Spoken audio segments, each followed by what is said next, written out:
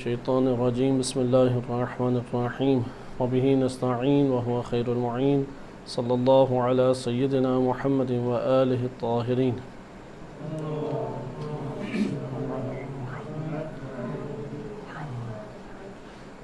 الکافی سے مہدویت کے موضوع کی احادیث آپ کی خدمت میں پیش کی جا رہی تھیں۔ حدیث نمبر 4 باب التمحیص والامتحان کتاب الحجت میں ہے کہ اس حدیث میں امام علیہ السلام فرماتے ہیں کہ قرآن کریم کی جو آیت ہے الف لام میم احسب الناس ان یترکوا ان یقولوا آمنا وهم لا یفتنون ثم قال علی، یہ آیت کو تلاوت کرنے کے بعد امام نے معمر بن خلاد سے پوچھا مل فتنۃ، اس آیت میں فتنہ سے کیا مراد ہے؟ قلت جعلت فداک، میں نے کہا کہ میں آپ کی قربانی قرار پاؤں۔ الذی عندنا الفتنۃ فی الدین، کہ ہماری نظر میں تو ایسا ہے کہ دین میں فتنہ اس میں مراد ہے، یعنی دین کے اندر فتنہ۔ امام علیہ السلام نے فرمایا فقال یفتنون کما یفتن الذہب، کہ اس طرح سے ان کو تہوبالا کیا جائے گا اور اس طرح سے ان کو آزمائشوں میں مبتلا کیا جائے گا جیسے سونے کو آگ میں مبتلا کیا جاتا ہے۔ ثم قال، پھر امام نے فرمایا یخلصون کما یخلص الذہب، اور وہ اس طریقے سے خالص کر دیے جائیں گے جس طریقے سے سونے کو خالص کیا جاتا ہے۔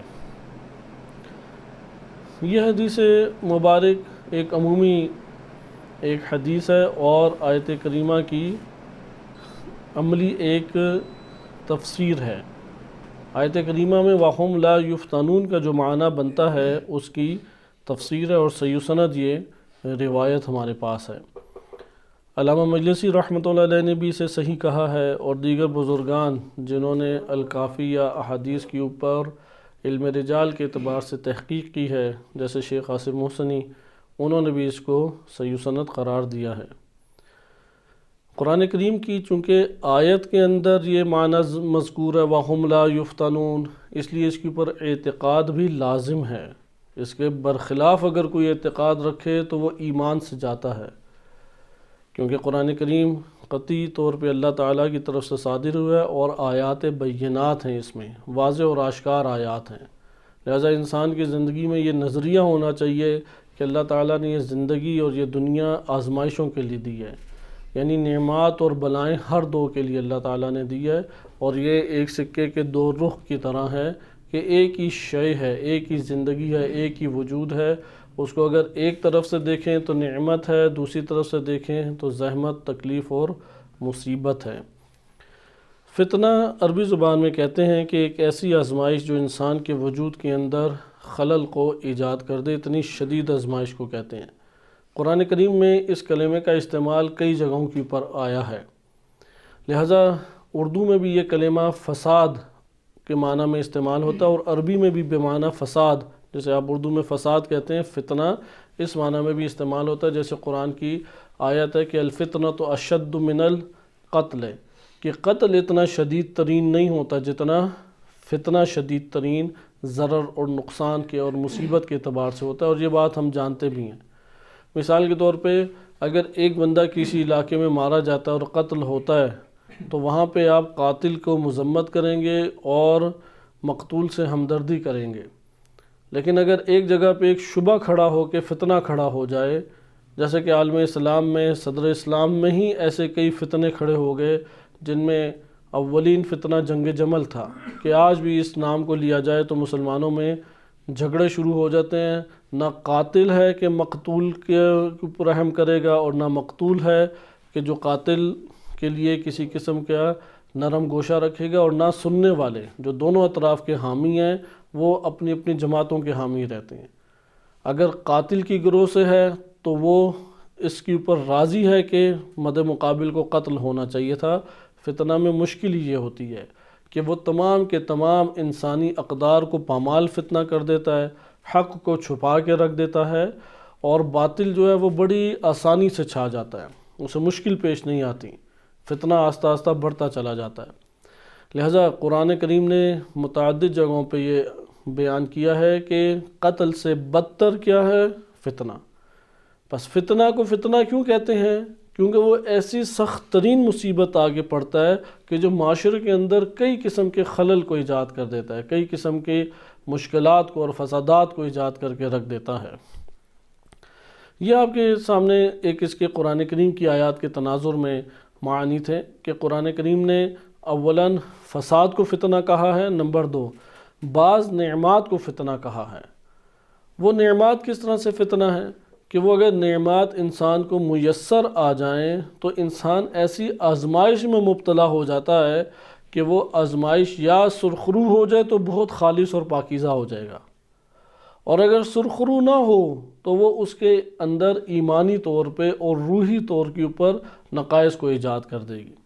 مثال کے طور پہ المال والاولاد فتنۃ، کہ مال اور اولاد کو قرآن کریم نے فتنہ کہا ہے، کیونکہ مال ایک ایسی شے ہے کہ نعمات الہیہ میں سے بڑی نعمت ہے۔ دنیا کی عموماً چیزیں جو مادی اعتبار سے انسان کی دسترس میں آتی ہیں وہ اسی سے آتی ہیں۔ اس کو مال کو اگر ایک انسان شرعی ضابطوں کے تحت استعمال نہ کرے، نمبر 1، نمبر 2 اخلاقی امراض جو اس سے آتے ہیں اس سے انسان نہ بچائے۔ مثلا اخلاقی امراض کیسے آتے ہیں؟ حرص انسان کے اندر وجود میں آتا ہے جب مال آتا ہے، الذی جمع مالا وعددہ، مال جمع ہوتا ہے تو پھر گنتا رہتا ہے۔ مال کی وجہ سے انسان وہ اس کو معیار بنا کے اپنے تعلقات استوار کرتا ہے، روابط ایجاد کرتا ہے اور اس کو عقل مندی قرار دیتا ہے۔ یہی مال ہے کہ جو انسان میں تکبر لاتا ہے، یہی مال ہے کہ جو انسان کے اندر دشمنی لاتا ہے، یہی مال ہے کہ جو انسان کے اندر اضطراب کو جنم دیتا ہے اور انسان اس کی خاطر اپنے قریبی سے قریبی، جیسے بھائی بھائی سے لڑ پڑتا ہے، باپ اور بیٹے میں جھگڑے ہو جاتے ہیں، قریبی ترین افراد جو ہیں وہ اس مال کی وجہ سے ایک دوسرے کے دشمن بن جاتے ہیں۔ یہ ہیں وہ اخلاقی امراض۔ اگر ایک انسان سرخرو نہ ہو اس آزمائش میں جو اللہ نے مال ہاتھ میں دیا ہے، مثلا خیانت بہت بڑا ایک مسئلہ ہے اس وقت ہمارے معاشرے میں۔ اب علماء امین قرار پاتے ہیں، جیسے انبیاء علیہ السلام کے ورثاء تو یہی علماء ہیں، جیسے آپ قرآن کریم کی آیات میں پڑھ چکے ہیں کہ انبیاء نے اپنا تعارف رسول امین کے اعتبار سے کرایا، امانت دار، امین ہیں، علماء امین ہوتے ہیں۔ اب انہی علماء کے ہاتھ میں جب مال آتا ہے تو وہ مال کے اندر ممکن ہے کہ بعض علماء، بلکہ ایک بڑی تعداد ہے جو خیانت کرتی ہے۔ وہ مال ان کی ذاتیات کے لیے استعمال ہوتا ہے، وہ مال دین کی نشر و اشاعت اور دین کی تقویت اور مومنین کے لیے استعمال نہیں ہوتا۔ اس مال کی تدبیر کرنا عالم کے لیے ضروری ہے۔ مثلا اب ہمارے ہاتھ میں ایک مال آیا ہے اور وہ مال اتنی مقدار کا ہے کہ اسے ایک ادارہ بنایا جا سکے، اور وہ عالم جانتا ہے کہ اس وقت خدمت تشیع یہی ہے کہ ایک ادارے کو وجود میں لایا جائے اور اس ادارے کے اندر ایسے افراد کو بسایا جائے کہ جن کے ذریعے سے دین وجود میں آئے، ان کو اس کے اوپر متحرک بار بار کیا جائے، قوانین کے اعتبار سے، دینی نصوص کے اعتبار سے، دینی انگیزے کے اعتبار سے۔ اگر آپ دینی طبقے کو تقویت نہیں دیں گے تو پھر کون سا طبقہ تقویت پائے گا؟ مثلا اگر میرے پاس 1 کروڑ روپے ہیں، اب میرے پاس کئی طبقات معاشرے میں موجود ہیں، جس طبقے کو مجھ سے مال ملے گا وہ تقویت معاشرے میں پائے گا یا نہیں؟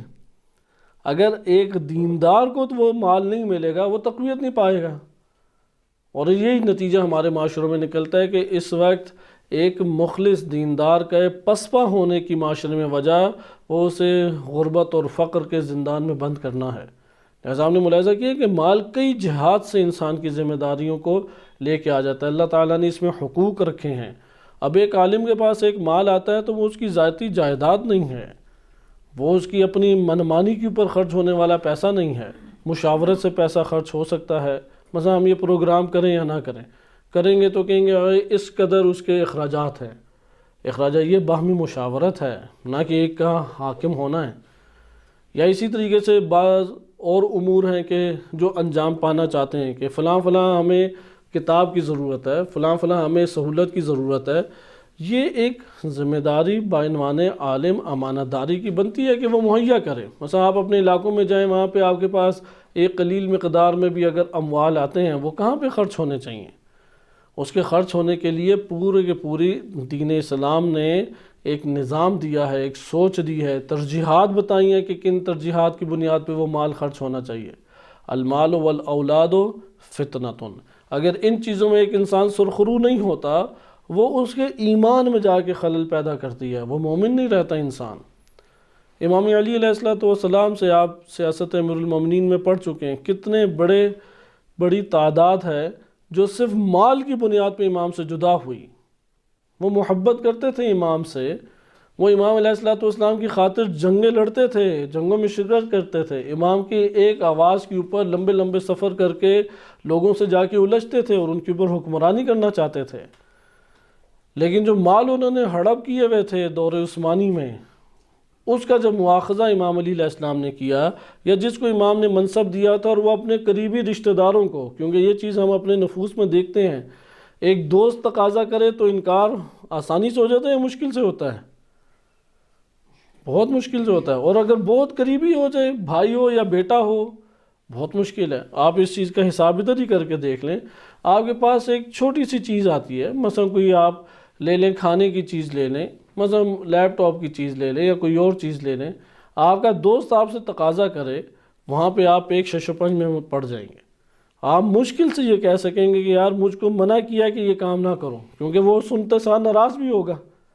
اس کی ناراضگی دوسرا اس کا ایمانی خلل کے وجود کا باعث ہے۔ وہ جو دوست تقاضا کر رہا ہے اور وہ اس کے اوپر ناراض ہوتا ہے، تو یہ تو بالکل ایمان سے ہاتھ ہو کے بیٹھا ہوا ہے، کیونکہ بالآخر اس کی چیز نہیں ہے دوست کی، وہ تو دین کا مسئلہ۔ میرے پاس اگر اموال پڑے ہوئے ہیں، اس میں اگر کسی مومن کی کوئی مدد ہو اور اس میں جو اموال دینے والے ہیں وہ راضی ہوں، تو ٹھیک ہے، اس تک پہنچا دینی چاہیے۔ لیکن ایک دوست آ کے تقاضا کرے اور اپنے طور پہ اس سے بالفرض اپنی دنیاوی طور پہ کچھ حاصل کرنے کی کوشش کرے، اگر وہاں پہ میں دے دوں تو پھر ایمان سے جائیں گے، پتہ کسی کو بھی نہیں لگے گا، لیکن نقاب تو اتر جائے گا روز قیامت۔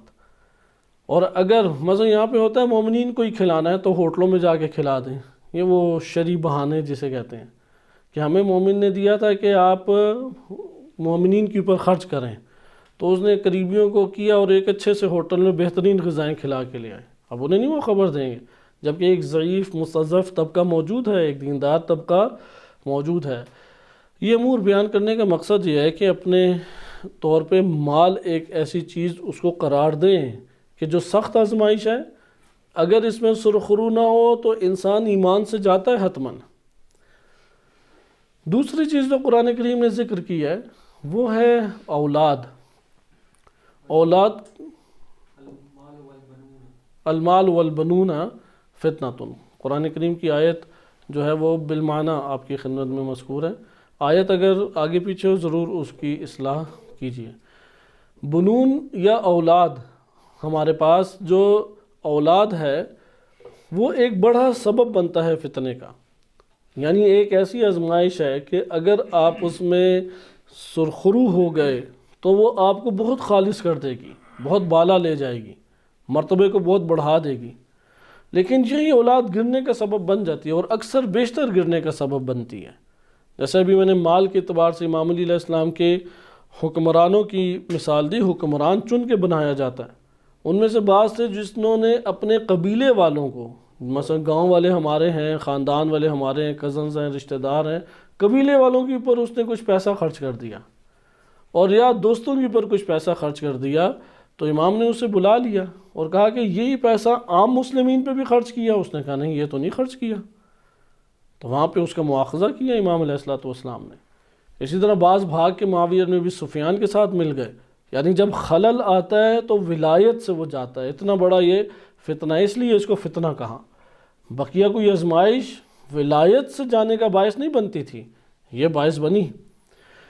اسی طریقے سے اولاد ہے، اولاد ایک ایسا ہمارے آزمائش ہے کہ جس میں انسان اپنے ایمان سے کھو جاتا ہے اگر وہ اس میں شکست کھا گیا۔ اولاد انسان سے بہت زیادہ کام کروا لیتی ہے کہ جو وہ انسان کبھی سوچ ہی نہیں سکتا۔ اسی طریقے سے انسان اپنی اولاد کے حوالے سارے کے سارے اموال کرنا چاہتا ہے، اسی طرح سے اپنی اولاد کو وہ ایک جگہ کے اوپر پر اثر کرنا چاہتا ہے، اولاد اس کے اندر ایک انگیزہ بنتی ہے کہ وہ محرک ہو۔ یہ جب اولاد کی نعمت انسان کو ملتی ہے اس وقت انسان کو یہ احساس ہوتا ہے، اسے سب سے پاکیزہ ترین، سب سے زیادہ طرفدار اور سب سے زیادہ حمایتی وہ اولاد محسوس ہوتی ہے، جبکہ یہی اولاد نہ حمایتی ہے، نہ طرفدار ہے اور نہ مخلص اور با اثر ہے۔ اس لیے معیار کے اوپر اگر با اثر ہو جائے اور وہ جو دینی طبقہ ہے قبول کرے کہ ہاں یہ قابلیت رکھتا ہے، یہ فلاں ہے، یہ فلاں ہے، یہ بات سمجھ آتی ہے، کیونکہ وہاں پہ باپ نے اسے پر اثر نہیں کیا، وہ اپنی صلاحیت کی وجہ سے ایک دیندار طبقے نے اسے آگے کیا۔ لیکن اگر ایسا نہ ہو، جیسے کہ بادشاہتوں کے سلسلے چلے تاریخ اسلام میں، آپ نے ملاحظہ کیا، اسی طریقے سے اگر باپ بادشاہ بنا تو بچوں کو اس نے بے شمار نوازا، حکومت میں آیا تو اسے نوازا۔ ہمارے پاکستان کی بھی تاریخ ایسی ہی ہے کہ جس طریقے سے ایک باپ گیا یا ماں گئی اور وہ اپنے پیچھے جو بھی پارٹی کو چھوڑ کے گئی ہے وہ اس کے بچوں کا سرمایہ بن جاتا ہے۔ لہذا ایک فتنہ ہے کہ جس سے انسان ایمان سے جاتا ہے اور انسان آزمایا جاتا ہے۔ بس آپ کو یہ قرآن کریم کی چند مثالیں اس لیے پیش کی کہ جہاں فتنہ استعمال ہوا ہے آپ اس چیز کو دیکھیں گے کیا چیز ہے، کیونکہ فتنہ کہتے ہیں ایک ایسی شے جو کرے تو خالص کر دے گی، اگر کامیاب ہو جائے تو آپ کو خالص کر دے گی، اور اگر ناکام ہوا تو ایمان سے بھی جائے گا، خلل ایجاد کر دے گی، آپ کے اندر مسائل کو ایجاد کر کے رکھ دے گی۔ اس آیت کریمہ میں جو پہلی آیت کا عنوان ہے، اس کو واضح ہونے کی وجہ سے امام علیہ السلام نے آگے تفصیلی طور پہ ممکن ہے کہ بیان نہ کیا ہو، اگرچہ نیچے معنی کے اعتبار سے اس کی طرف اشارہ ضرور ہے، اور وہ پہلی چیز کیا ہے؟ انسان اپنے نفس میں جس چیز کے اوپر ایمان کا دعویٰ کرتا ہے اللہ اسی شے میں اس کو آزماتا بھی ہے۔ یہ آپ اپنی زندگی میں تجربہ کر کے دیکھ لیں، وہ ایسی آزمائش میں مبتلا ہوتا ہے، یعنی فتنے کی حد تک مبتلا ہوتا ہے۔ مثلا میں اپنے نفس کے اندر یہ اگر ادعا کروں کہ میں شجاع ہوں، میں بہادر ہوں، اگر دعویٰ کر بیٹھا ہوں اور ایمان لے آئی ہوں اس بات کے اوپر، وہ ایسے مواقع آ جائیں گے جہاں پہ آپ کا ٹکراؤ پڑ جائے۔ شجاعت کا مظاہرہ کرو یا بزدلی کا مظاہرہ کرو، وہاں پہ بزدلی کا مظاہرہ کیا جبکہ آپ اپنے آپ کو ہمیشہ شجاع دیکھتے تھے، آپ کو بہادر دیکھتے تھے، تو وہاں پہ ایک انسان کے اندر جو نقص پھر آئے گا وہ اس کی ہمتیں بھی توڑ دے گا، امیدیں بھی بٹھا دے گا۔ ایک انسان اپنے آپ کو معتقد قرار دیتا ہے توحید کے اعتبار سے اس کے اوپر طرح طرح کے پھر آزمائشیں آئیں گی، اندر وہ قرار دیتا ہے میں اللہ پر ایمان لے آیا، توکل کی آزمائش میں گرفتار ہو جائے گا۔ تم اللہ پہ توکل کرو یا اس امر کو اس طرف غیر اللہ کی طرف رجوع نہ کرو۔ ذہن یہ بتاتا ہے کہ تم غیر اللہ کی طرف رجوع کر کے دیکھو، نظر ادھر بھی نہیں آ رہا کچھ، ایک دفعہ تو آزمائش ادھر اور سخت ہو جاتی ہے کہ میں غیر اللہ کی طرف رجوع کروں تو میرا مسئلہ یقیناً حل۔ بعض اوقات ایسے مجھے آتی ہیں یا نہیں آتی صورتیں، مثلا میں نے اس کی طرف رجوع کیا، مثلا آپ کا کوئی قریبی دوست ہے، وہ قریبی دوست ایک ایسے جامعۃ المصطفیٰ میں منصب کے اوپر بیٹھ گیا، آپ کے اس سے بڑی قریبی دوستی بھی ہے، جو اقاموں کو فوراً لگا دیتا ہے اور وہ جس کو کہہ دے اس کا اقامہ بالفرض لگ جاتا ہے۔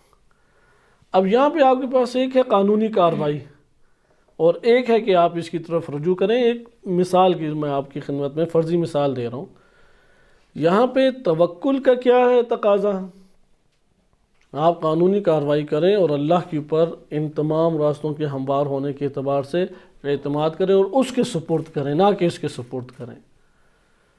اب آپ اگر ادھر سپرد کرتے ہیں تو آپ کو یقین ہے کہ میرا کام ہو جائے گا، یہ تو اور سخت آزمائش بن جاتی ہے۔ ہم تو ابھی اس مورد کی بات نہیں کرتے، ہم اس مورد کی بات کر رہے ہیں کہ ایک دفعہ آپ نے اپنے امور کو اللہ کے سپرد کرنا ہے، دوسری طرف ہے کہ میں فلاں کو کہہ کے دیکھتا ہوں، فلاں کو کہہ کے دیکھتا ہوں، فلاں کو کہہ کے دیکھتا ہوں، ادھر احتمال ہے، ممکن ہے کہ وہ مان لے، ممکن ہے وہ نہ مانے۔ بس آپ نے دیکھا توکل کی آزمائش میں انسان گرفتار ہوتا ہے، صبر کی آزمائش میں انسان گرفتار ہوتا ہے۔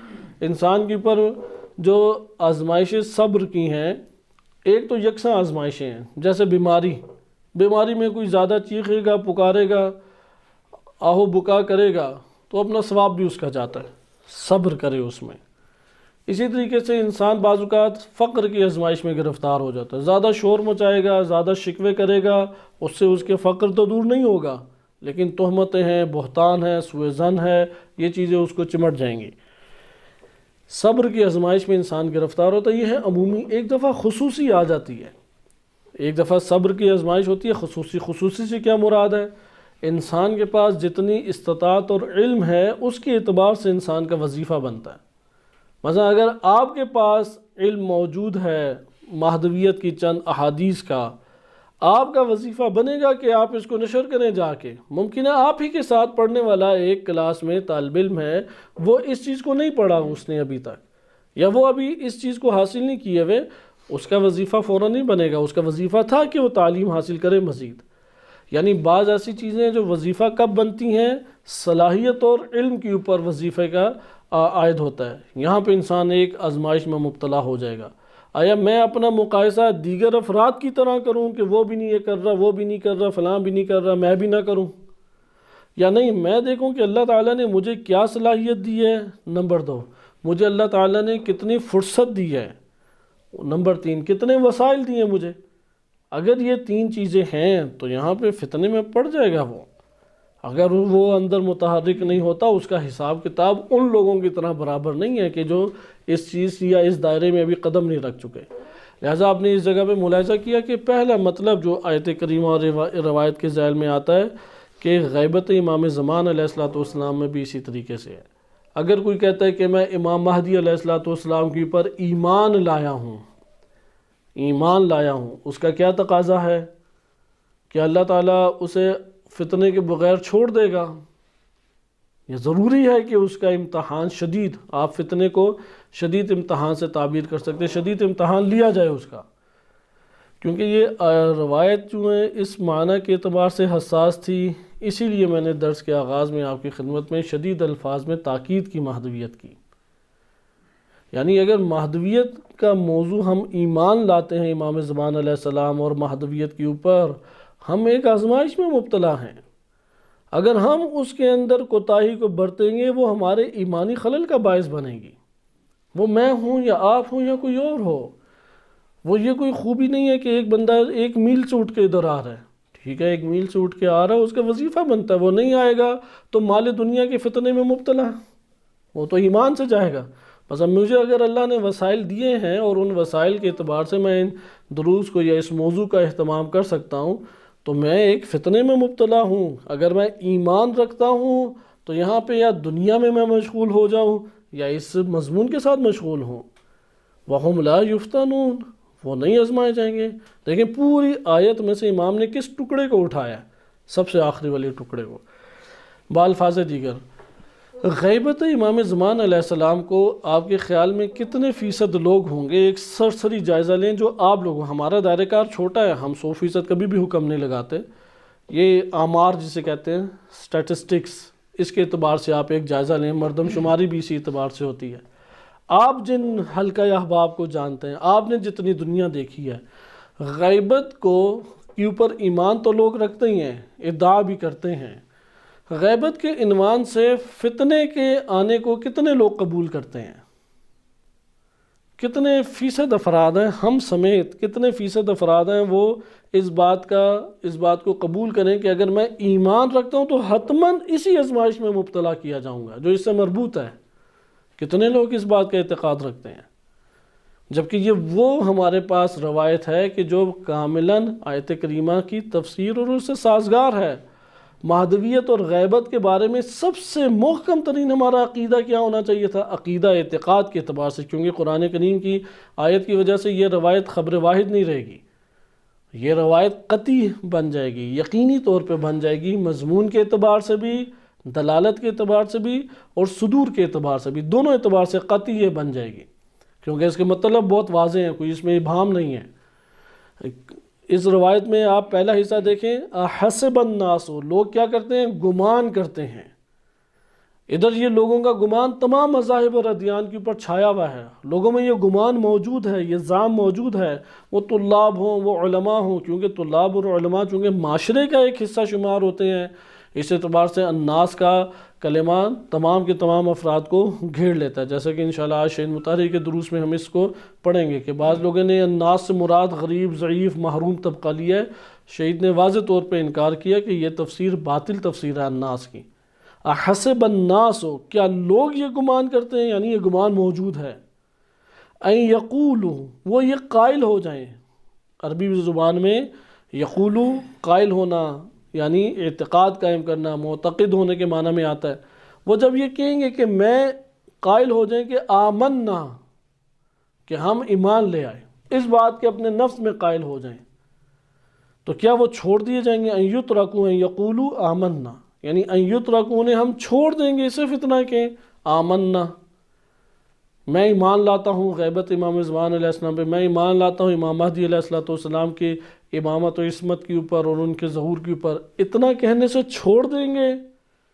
سارے اعتقادات اسی طرح ہیں۔ میں ایمان لاتا ہوں اللہ واحد اللہ شریک لہ ہے، وہ علی کل شیء قدیر ہے، علیم حکیم ہے، علیم خبیر ہے، یہ ساری باتیں کہنے کے بعد ہم ان یترکوا، اتنی سی بات کے اوپر انہیں چھوڑ دیں گے، وہم لا یفتنون، ان کو فتنوں میں نہیں ڈالا جائے گا۔ اس آیت کریمہ سے ہمیں کیا پتہ لگتا ہے؟ اگر کوئی ایمان لائے گا تو حتماً فتنے میں مبتلا کیا جائے گا، یہ بات ظاہر ہوتی ہے یعنی آیت سے۔ اور فتنہ بھی کون سا ہوگا؟ جو انسان کے وجود کے اندر ایک خلل کو ایجاد کرے، ایک خلل کو ایجاد کرے، اتنی شدت اس کے اندر پائی جاتی ہے، یعنی اندر سے ایک تلخی کو ایجاد کرے، اندر سے ایک اس کے اندر بے چینی اور بے دلی کو ایجاد کرے، وہاں پہ صبر کا مقام ہے۔ اب آئیں آپ غیبت کے اعتبار سے، کیونکہ غیبت امام زمان علیہ السلام سے اس کا کیسے تعلق بنتا ہے کہ غیبت کے دور میں ایک کمال حاصل ہونا ہے، یہ ایک اس کی فلسفی تفسیر بنتی ہے مہدویت کی۔ مہدویت کی کئی تشریحات ہیں اور بہترین تشریح واقعاً اگر آپ پڑھیں تو وہ یہی تشریح بنتی ہے کہ غیبت کمال کی طرف ایک سفر ہے، لیکن کمال کبھی بھی حرارت کے بغیر نہیں ہوتا۔ حرارت ہے جو ایک چیز کو محکم کرتی ہے، حرارت ہے جو ایک چیز کو پکاتی ہے، حرارت ہے جو ایک چیز کو کمال تک پہنچاتی ہے۔ یعنی یہ آلام، مصیبتیں، آزمائشیں، مشکلات، یہ ہیں کہ جو پکاتے ہیں، یہ ہیں جو محکم کرتے ہیں، یہ ہیں کہ جو سخت کرتے ہیں، کمال کی طرف لے کے جاتے ہیں۔ اب اگر کوئی غیبت امام زمان علیہ السلام کو اس اعتبار سے نہ دیکھے کہ حتماً وہ فتنے میں مبتلا کیا جائے گا، آزمائش میں مبتلا کیا جائے گا، تو کیا آیت کریمہ سے اس کا نظریہ سازگار ہے؟ یقیناً اس کا نظریہ سازگار نہیں ہوگا۔ اس لیے اس چیز کو ذہن نشین ہم اولین پیرائے میں رکھیں جو ہمیں اس روایت کے مضمون سے پتہ لگتا ہے کہ اگر غیبت امام زمان علیہ السلام ہے اور ایمان آپ لاتے ہیں تو اس غیبت سے سازگار جو آزمائشیں ہیں، سخت آزمائشیں، کیونکہ وہ دیگر تو آئیں گی، تمحیص والی، وہ امتحان والی آئیں گی، وہ بلائیں تو آئیں گی، بعض ہوں گی جو فتنے کی حد تک پائی جاتی ہیں، ان آزمائشوں میں انسان کو ڈالا جائے گا۔ اور ان آزمائشوں میں اگر کوئی نکھر کے آ گیا تو امام فرماتے ہیں کہ کس طرح نکھرے گا؟ یفتنون کما یفتن الذہب، وہ جس طرح آپ نے دیکھیے آگ زیادہ سی جلائیں بھٹی میں تو سونے کو اندر ڈالا جاتا ہے تو آگ اس کو چاروں طرف سے مضبوطی سے پکڑ کے گھیر لیتی ہے یا نہیں؟ تو امام نے یہ جو تشبیہ دی ہے، اسلوب تشبیہ استعمال اسی لیے کیا کہ انسان کے ذہن میں فتنوں کی نوعیت بھی آ جائے۔ بعض چیزیں ہوتی ہیں کہ آپ نے چیز ادھر رکھی ہے، حرارت ایک طرف سے لگ رہی ہے، ادھر نہیں لگ رہی۔ بعض اوقات ہوتا ہے کہ اگر حرارت لگ رہی ہے، یوں کیا تو حرارت نکل جائے گی، لیکن جب سونے کو آپ ڈالتے ہیں خالص کرنے کے لیے، کیسے ڈالتے ہیں؟ آگ کا پورا ایک حالہ سا ہوتا ہے، بڑے سے آپ نے ایک گول دائرے کے اندر آگ کو لگایا ہوا ہے، آپ اس کے اندر رکھتے ہیں، ادھر کریں تب بھی نہیں باہر، ادھر کریں تب بھی نہیں باہر، چاروں طرف برابر آگ نے اسے یوں پکڑ کے جکڑا ہوا ہے۔ فتنہ کہتے ہیں کہ جب آتی ہے آزمائش، وہ مصیبت فتنہ ہوتی ہے جو چاروں طرف سے انسان کو پکڑ لے، وہ شرق جائے یا غرب جائے، وہ اس کا ساتھ نہیں چھوڑتی مشکل، وہ جائے گھر میں آ جائے یا باہر چلا جائے، وہ اس کو یوں پکڑے ہوئے جکڑے ہوئے ہے، یہ آزمائش فتنہ ہے۔ غیبت امام زمان علیہ السلام میں غیبت کے اعتبار سے وہ اس طرح سے جکڑا جائے گا۔ مثلا ایک آسان مثال، غفلت، کیونکہ ہمارے اندر غفلت ہی ایک بہت بڑا مرض ہے امام علی علیہ الصلوۃ والسلام کو جن امراض نے زیادہ رلایا ہے وہ 2-3 امراض ہیں۔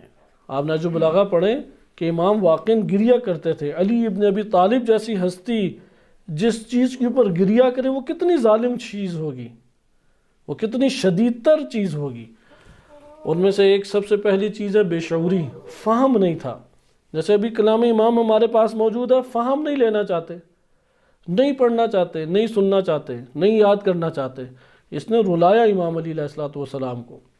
وہ جنگیں لڑنے کے لیے تیار تھے، وہ امام کے لیے نعرے لگانے کے لیے تیار تھے، لیکن امام کی نہیں سننا چاہتے تھے۔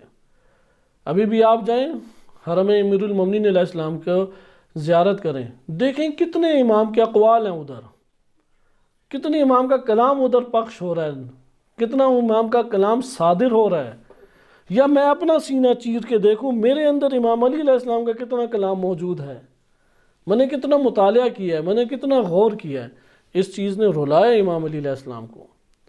دوسری چیز جس نے امام کو رلایا وہ غفلت ہے، وہ سستی ہے۔ امام علیہ السلام فرماتے ہیں کہ میں تمہیں دن کو بلاتا ہوں، یعنی سردیوں میں بلاتا ہوں تو کہتے ہو سردی زیادہ ہے، گرمیوں میں بلاتا ہوں تو کہتے ہو گرمی زیادہ ہے۔ اور جو لوگ سردی اور گرمی سے اس طرح سے بھاگیں گے تو تلواروں کی تلخیاں اور اس کی کاٹ جو ہے اس سے کیسے یہ نہیں تڑپیں گے۔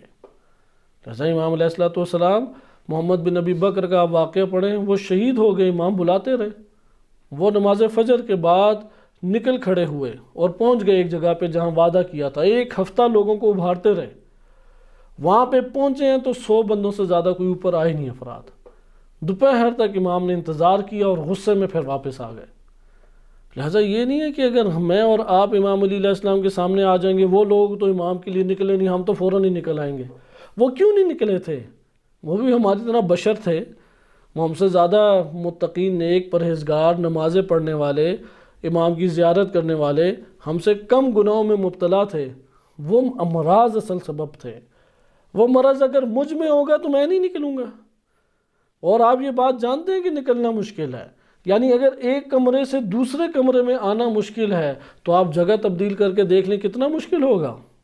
یہ تو آپ بھی اب ایک تجربہ رکھتے ہیں کہ اگر ایک بندہ ایک کمرے سے دوسرے کمرے میں نہیں آ سکتا پڑھائی کے لیے تو آپ کہیں گے وہ اس جگہ سے چلا جائے، وہ 1000 کی کہ میں آؤں گا ٹائم پہ، وہ آئے گا کبھی؟ یہ تو ہم نے اپنی آنکھوں سے دیکھا ہے۔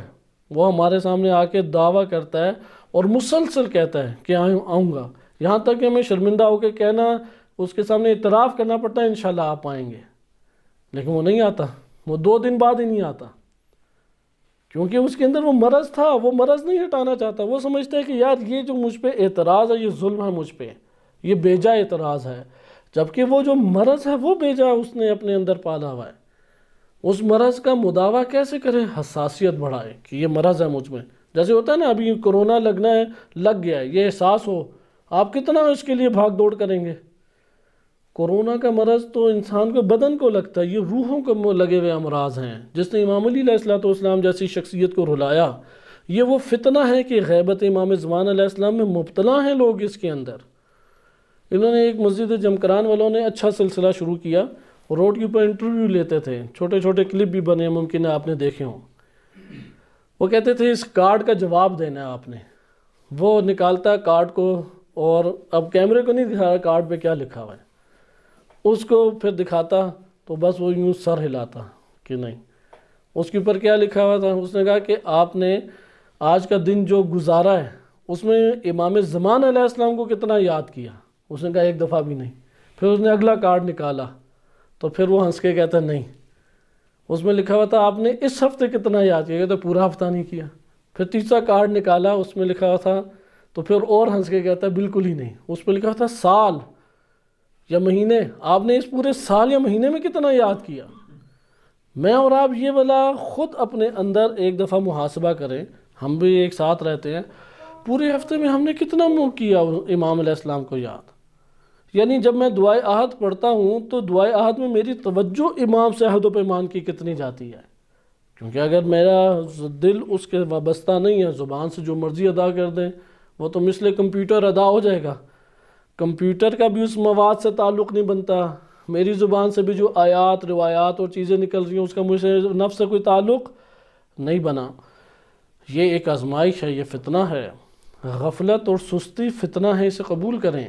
یہ ہماری منبر کی آفات ہیں کہ جنہوں نے وہ والے امراض معاشرے کو نہیں بتائے، جس نے اہل بیت علیہ السلام کو تنہا کیا، جس نے ائمہ اطہار علیہ السلام کو شہید ہونے کی راہ اور زمینہ فراہم کیا، جس نے رلایا ائمہ اطہار علیہ السلام کو، وہ یہی بے شعوری ہے، بے علمی ہے، یعنی حدیث کا نہ آنا نہیں، حدیث کا نہ سمجھنا، لیکن حدیث کا جسے آتی ہی نہیں وہ سمجھے گا کہاں پہ؟ یعنی ایک بندے کے پاس پکانے کے لیے چیز موجود ہی نہیں ہے، سبزی یا گوشت، وہ موجود ہی نہیں ہے، پکائے گا کیسے؟ ادھر تو مسئلہ پہلے گیا تھا پاس ہو تو پھر پکانا ہے، ابھی تو پاس ہی نہیں ہے۔ میرے تو نفس کے اندر امام زمان علیہ السلام یہ حدیث سے مربوط کوئی مواد ہی نہیں ہے۔ جب مواد ہی نہیں ہے تو میں نے سوچنا کس کے اوپر ہے، غور و فکر کس کے اوپر کرنا ہے؟ لہذا ایک مثال اس مثالوں کو جو آپ کی خدمت میں پیش کی جا رہی ہیں، یہ خود ساختہ میری اپنی مثالیں نہیں ہیں، آپ اس کے ضمن میں جا کے احادیث کا مطالعہ کریں، نہ کہ مختلف شارحین کا مطالعہ، کیونکہ ہر کوئی ایک اپنی ذہنیت کے اعتبار سے احادیث سے ارتباط دے کے ایک شرح کرتا ہے۔ میرے سامنے خود علامہ مجلسی رحمۃ اللہ علیہ کی ایک شرح موجود ہے، انہوں نے بہت مختصر سے شرح کی ہے، اور اس میں انہوں نے مختلف طرح کے بیان کیا، غیبت میں کسی کی اولاد مر سکتی ہے، ایک فتنہ ہے، انہوں نے اس طرح سے اسے کیا، مال چھن سکتا ہے، ایک فتنہ ہے۔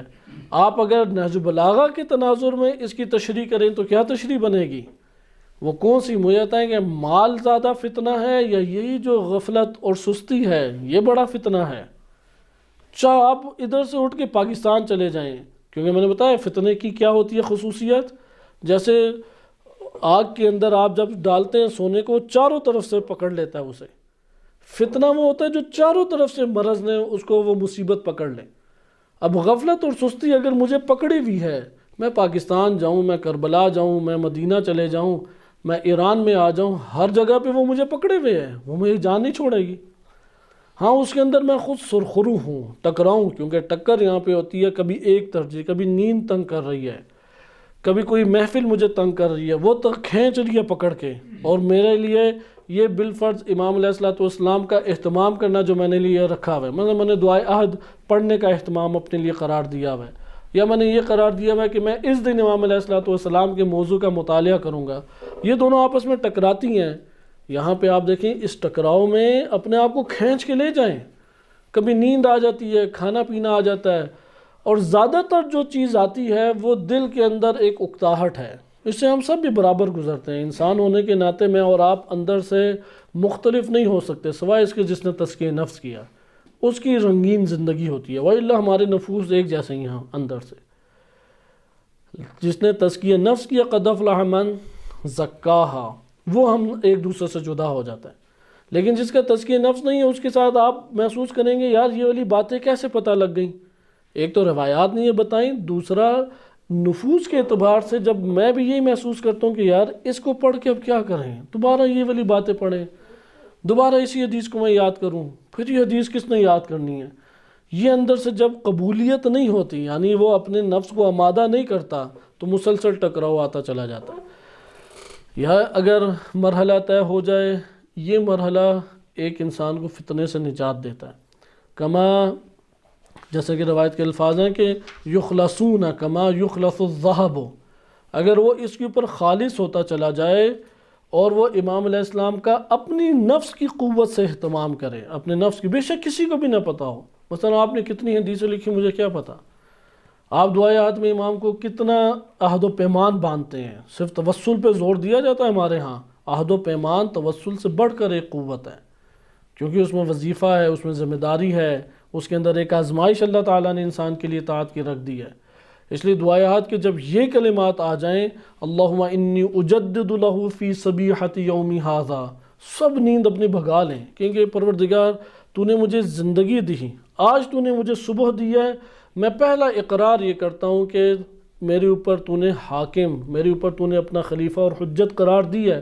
میں اس کی بیعت تیری خدمت میں کر رہا ہوں، تیری بارگاہ میں دوبارہ تجدید بیعت کرتا ہوں، لا احول عنہا ولا ازول ابدا، اور کبھی بھی نہیں میں اس بیعت کو توڑوں گا، اور بیعت کرنے کے نتیجے میں اب وظائف بن جاتا ہے، اللہم اجعلنی من انصارہ و اعوانہ، اپنے وجود میں بھرپور طریقے سے ایک آمادگی لاتے ہوئے اللہ کی بارگاہ میں خلوص دل سے دعا کریں، اللہ اگر تو نے مجھے امام علیہ الصلوۃ والسلام کے لیے قرار دینا ہے تو مجھے مددگار ان کا بنا، کوئی اور مجھے سٹیٹس نہ دے، میں مددگار بنوں، میں ان کا دفاع کرنے والا بنوں، میں ان کی اطاعت کرنے والا بنوں، میں ان کے ارادوں کو پورا کرنے والوں میں شمار ہوں۔ یہ سارے الگ الگ گروہ ہیں، ان گروہوں میں سے ہر ایک گروہ دوسرے سے بالا تر ہے، حتیٰ کہ سب سے بالا تر گروہ کیا آپ ترتیب دیکھیں، دعایات میں ترتیب دیکھیں، کیونکہ زیارت ناموں میں بھی بعض جگہوں پہ آئی ہے کہ یہ ترتیب دیکھیں، سب سے بالا تر گروہ کون سا ہے؟ وَالسَّابِقِينَ إِلَىٰ إِرَادَتِهِمْ، کہ ان کی معرفت اس اوج پہ پہنچی ہوئی ہے، وہ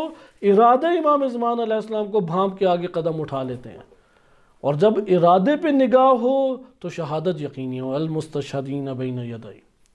اور پھر اس پہ بھی قرار نہیں ہے کہ میں نے سب کچھ پا لیا، وہ کہتے نہیں ہیں امام میں دوبارہ اٹھایا جاؤں۔ یہ کلمات آپ کو تاریخ میں کہاں ملیں گے؟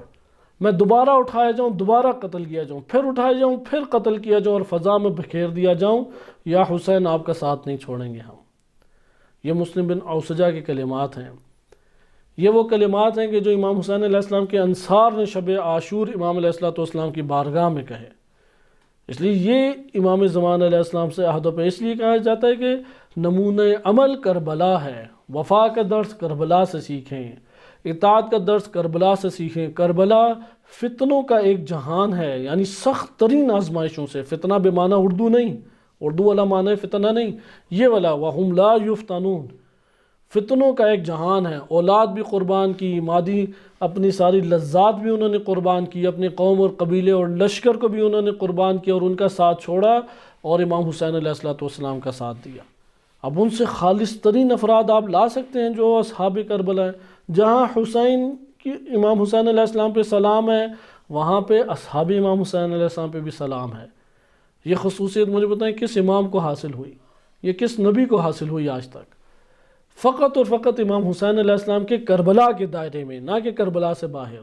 صرف کربلا میں یہ ہے کہ جہاں امام حسین السلام علیکہ یا ابا عبداللہ وعلی الارواح التي حلت بفنائک، یا ابا عبداللہ آپ پر ہو سلام، اور جو آپ کے اس گنبد کے نیچے مدفون ہیں، یعنی امام حسین علیہ السلام کے ساتھ وہ سارے کے سارے شہید، آپ جائیں نا گنبد امام حسین علیہ السلام، اس کے نیچے ہیں وہ سارے کے سارے، ایک گنجینہ شہداء ہے، وہ گنج ہے، خزانہ ہے شہداء کا، وہاں پہ سارے کے سارے ایک ہی جگہ پہ شہید ہیں۔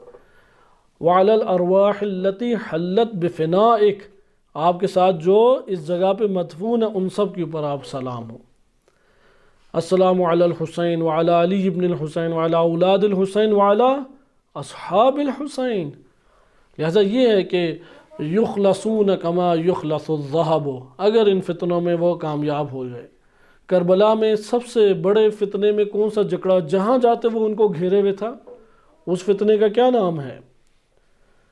وہاں پہ ایک بڑی تعداد تو بالآخر ان کی معتقد موجود تھی، آپ شیعہ سنی نہ بھی کہیں انہیں، شیعہ اس معنی میں جو تاریخ کا معنی ہے، تاریخ میں حمایتی کو کہتے ہیں شیعہ، لیکن جیسے بھی میں نے امام علی علیہ السلام کے بارے میں آپ کو فرمایا کہ ان کے 3-4 بڑے غم تھے، ان میں سے بے شعوری غم ہے، امت کا حق پہ ہوتے ہوئے منتشر ہونا غم ہے، سستی اور کاہلی یہ غم ہے، غفلت ان کا غم ہے۔